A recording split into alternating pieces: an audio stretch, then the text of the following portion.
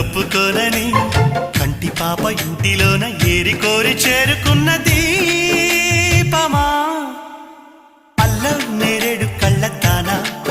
ప్రేమ వల్ల పట్టాను పిల్లదానా